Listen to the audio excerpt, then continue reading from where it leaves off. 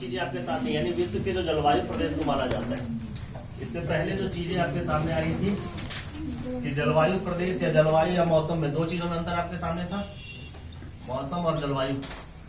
मौसम में जो वायुमंडलीय या जलवायु के जो तत्व जिसमें कौन कौन सी चीजें आती है, आर्द्रता, तापमान, ऐसे समझोगे, तापमान, सूर्यताप, वर्षा की मात्रा, आर्द्रता यानी ह्यूमिडिटी, है ना, पवन की दिशाएं, ये सारी चीजें जब आती है तो यही वायुमंडलीय या वायुमंडल के तत्व या जलवायु के तत्व जब शॉर्ट टर्म के लिए आता है तो उसको कहा जाता है मौसम।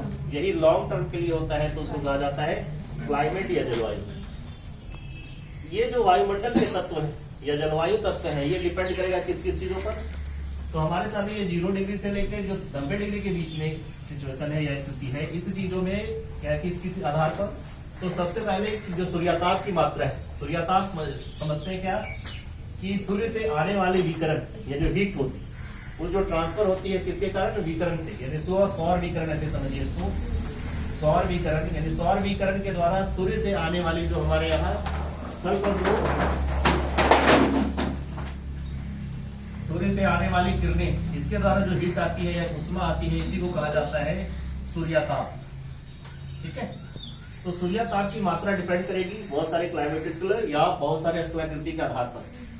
ये तो सूर्यताप आती है, जो सौर विकिरण आती है ये शॉर्ट वेव में आती है, और पृथ्वी या पार्थिव विकिरण या पृथ्वी के द्वारा जो छोड़े गए हीट या उष्मा है उसका जो परिवर्तन होता है ये लॉन्ग वेव में होता है। तो शॉर्ट वेव और लॉन्ग वेव ये इसी को ये कहा जाता है उष्मा का बजट। ये पिछले टॉपिक में चर्चा कर चुके थे।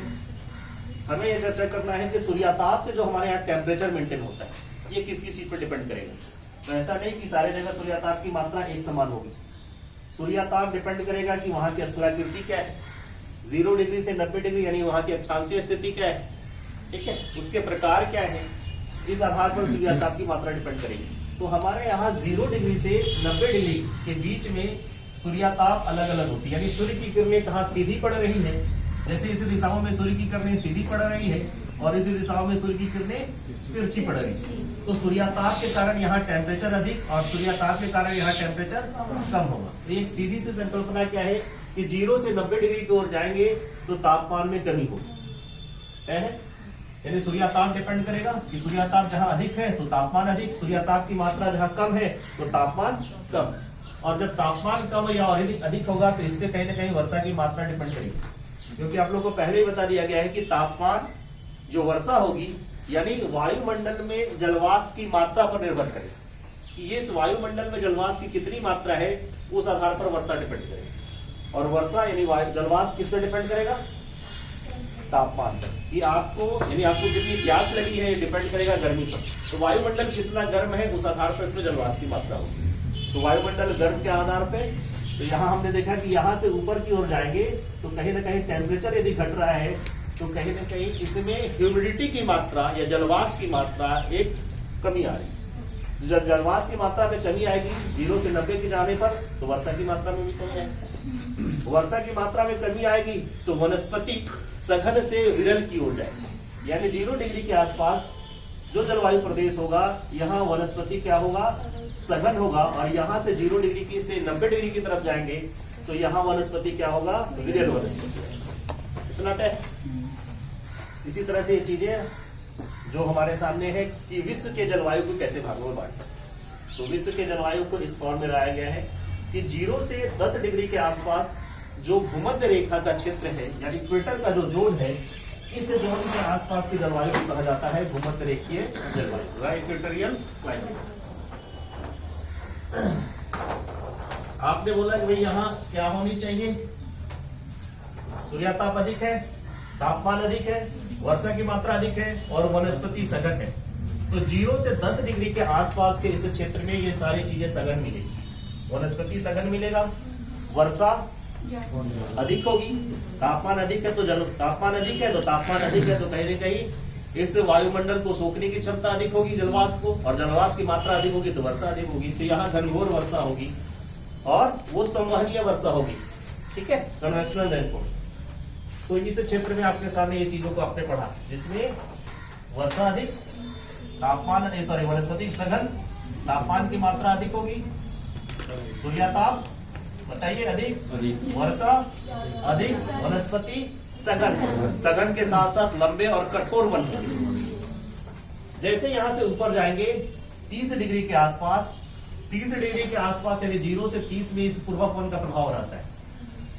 पूर्वापवन के प्रभाव होने के कारण किसी महाद्वीप का खंड उठाया हमने, ये मान लीजिए किसी इस महाद्वीप को उठा के रख दिया गया, तो इस महाद्वीप के पूरब से पश्चिम या पश्चिम से पूरब कैसी जलवायु होगी, तो 10 से 30 डिग्री में जाएंगे तो यहाँ व्यापारिक वन का प्रभाव है, तो यहाँ देखेंगे कि यहाँ वर्षा की मात्रा अधिक, इसके बाद यहाँ वर्षा की मात्रा कम, उससे ज्यादा कम यहाँ होगा, और यहाँ आते आते वर्षा की मात्रा और अधिक कम हो जाएगी। तो वर्षा की मात्रा पे डिपेंड किया जाएगा कि यहाँ की वनस्पति कैसे होगी। तो मानसूनी जलवायु में जो 10 से 30 डिग्री किसी महाद्वीप के पूर्वी भाग में ये जलवायु होता है, यहाँ वर्षा क्या होगी, अधिक होगी, यहाँ भी सदाबहार वन होंगे, और यहाँ भी इससे जब पूरब से पश्चिम की ओर जाएंगे तो यहाँ पतझड़ वन होगा। यहाँ वर्षा की मात्रा यदि 200 सेंटीमीटर है तो घंटे घंटे 150 सेंटीमीटर और 100 सेंटीमीटर के आसपास लिखी जाती है।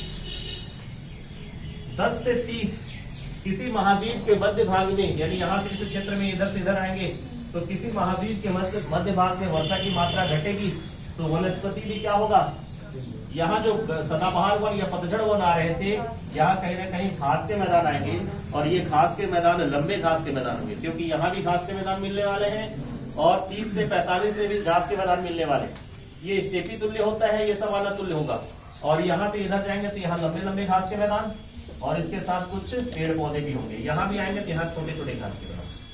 तो 10 से 30 डिग्री में पूरब से पश्चिम की ओर जाएंगे तो इस पवन के कारण वर्षा की मात्रा घट रही है, पूर्वा पवन के कारण वर्षा की मात्रा घट रही है, तो मानसून जलवायु में वर्षा अधिक, समानातुल्य जलवायु में उसके बाद तुलना में वर्षा कम, और मरुस्थलीय जलवायु में आएंगे तो यहाँ वर्षा ना के बराबर होती है या नगण्य के रूप में होती है। इसी कारण 10 से 30 डिग्री के लैटिट्यूड में पूरे विश्व में हमारे पास मरुस्थल मिलता है। जैसे भारत में, एशिया में थार मरुस्थल, अफ्रीका में सहारा मरुस्थल, अमेरिका में जाएंगे तो सोनेवन, मोज़ेक, नीचे आएंगे तो आटाकामा मरुस्थल, अफ्रीका में कालाहारी मरुस्थल, और अफ्रीका में पश्चिमी ऑस्ट्रेलियन मरुस्थल। इस तरह के जलवायु 10 से 30 डिग्री में पूरब से पश्चिम की ओर आने पर वर्षा की मात्रा घटती है। मानसून जलवायु, समानातुल्य जलवायु और मरुस्थलीय जलवायु आपके सामने। 30 से 60 में प्रभाव रहता है पछुआ पवन का, लेकिन आप जानते हैं कि सूर्य की उत्तरायण और दक्षिणायन के कारण ये शिफ्टिंग ऊपर और नीचे होती है। यदि सूर्य दक्षिणायन की स्थिति में होगा तो ये जो बेल्ट है, हाई प्रेशर का बेल्ट, ये नीचे आ जाएगा, ठीक है। जब हाई प्रेशर का नीचे बेल्ट आ जाएगा तो ये जो क्षेत्र है दक्षिणायन की स्थिति में, यहाँ पछुआपन का प्रभाव, और जब सब सूर्य उत्तरायण होगा तो कहीं ना कहीं ये बेल्ट ऊपर की ओर खिसक जाएगा। तो ये क्षेत्र गर्मी में 30 से 45 डिग्री का क्षेत्र किस पवन के प्रभाव में रहता है, पूर्वा पवन के प्रभाव में, और ठंडी में पछुआ पवन के प्रभाव में। इसलिए यहाँ गर्मी चीन, इसको कहते हैं चीन, तो इसको 3 जलवायु में बांटा जाता है। यहाँ चीन तुल्य जलवायु, ठीक है, इससे आगे आएंगे तो स्टेपी तुल्य जलवायु, और लास्ट में आएंगे तो भूमध्य सागरीय जलवायु। 3 प्रकार के जलवायु। तो गर्मी में चीन तुल्य जलवायु में वर्षा की मात्रा होगी, अधिक होगी, इसीलिए यहाँ शीतोष्ण कटिबंधीय पतझड़ वन। फिर जैसे यहाँ से इधर आएंगे वर्षा की मात्रा कम हो जाएगी तो घास के मैदान होंगे, लेकिन सवाना के तुलना में स्टेपी जो होगा वो छोटे घास के मैदान होंगे, ठीक है। और भूमध्य सागर की तरफ जाएंगे तो ठंड में ये शिफ्ट नीचे कर जाता है। ये जो पछुआ पवन का बेल्ट है ये नीचे खिसक जाएगा ठंडी में, और जब नीचे खिसक जाएगा तो कहीं ना कहीं ये पछुआ पवन का बेल्ट पे इसका प्रभाव रहता है। और पछुआ पवन के प्रभाव के कारण शीत ऋतु में भी भूमध्य सागर के आसपास शीतोष्ण कटिबंधीय चक्रवात के कारण वर्षा होती है। यानी ये जो क्षेत्र है आपका उपोष्ण कटिबंध या सब ट्रॉपिकल जोन, इसमें गर्मी में वर्षा कहाँ हो रही है, चीन तुल्य जलवायु में, और ठंड में वर्षा कहाँ हो रही है, भूमध्य सागरीय जलवायु में। यहाँ वर्षा शीत ऋतु में होगी। और इसी का प्रभाव है कि भारत में ये प्रभाव, यानी भूमध्य सागर के आसपास जो उठने वाली हवाएं है, ये हवाएं ठंड में बारिश कराती है। कहाँ पर, भारत या उत्तर क्षेत्र में, या मध्य एशिया या एशिया के इस पार्ट। फिर और ऊपर जाते हैं तो 45 से 60 डिग्री, ये शीतोष्ण कटिबंधीय जलवायु है। इसको 3 जलवायु में बांटते हैं। इसमें सेंट लॉरेंस नदी के आधार पर सेंट लॉरेंस तुल्य जलवायु, फिर ये साइबेरिया के आधार पर साइबेरियन तुल्य जलवायु, और ब्रिटिश के आधार पर ब्रिटिश तुल्य जलवायु। साइबेरियन तुल्य जलवायु में भी सेंट लॉरेंस तुल्य, साइबेरियन और ब्रिटिश तुल्य जलवायु। तो जैसे मरुस्थलीय जलवायु में विश्व का सबसे गर्म स्थल मिल रहा था, उसी तरह ठंडे विश्व का सबसे ठंडा स्थान मिल रहा है साइबेरियन तुल्य जलवायु, मर्कोयांश। ठीक है, रूस का ये पार्ट। तो सेंट लॉरेंस के आसपास जब सूर्य दक्षिणायन होती है तो ये ध्रुवीय कोण का प्रभाव होता है, पूर्व कोण का प्रभाव होता है। तो सेंट लॉरेंस के जलवायु के आसपास थोड़ी बहुत वर्षा यहाँ पर होगी। ठीक है, उसी तरह जब इससे जब यहाँ से जब पूर्व से पश्चिम की ओर आएंगे तो साइबेरियन तुल्य जलवायु में विश्व का सबसे ठंडा स्थान, और यहाँ मतलब टुंड्रा या बोल सकते हैं टैगा, सॉरी टुंड्रा नहीं, टैगा टाइप की वनस्पति यहाँ मिलती है या गोंदधारी वन मिलते हैं। इस तरह की जलवायु यहाँ मिलेगी। और लास्ट में जो ब्रिटिश तुल्य जलवायु है, इसमें इसका ब्रिटिश तुल्य जलवायु में 2-3 प्रभाव आपके सामने। एक तो पछुआ पवन का प्रभाव, ठीक है, दूसरा इस क्षेत्र में बहने वाली जल की स्ट्रीम या जल जलधाराओं का प्रभाव, और तीसरा पॉइंट आप समझते हैं कि इस क्षेत्र में जो शीतोष्ण कटिबंधीय चक्रवात उत्पन्न होती है, जो आप लोगों पहले चर्चा कर चुके हैं। शीतोष्ण कटिबंधीय चक्रवात, इस चक्रवात के कारण इस क्षेत्र में वर्षा की मात्रा बढ़ी, यानी गर्म जलधारा इस जगह के टेम्परेचर को बढ़ाएगी। गर्म जलधारा को कौन लेके जा रही है? पछुआ पवन, और शीतोष्ण कटिबंध को यानी दोनों को लेके जा रही है पछुआ पवन, और पछुआ पवन के कारण इस क्षेत्र में वर्षा की मात्रा होगी।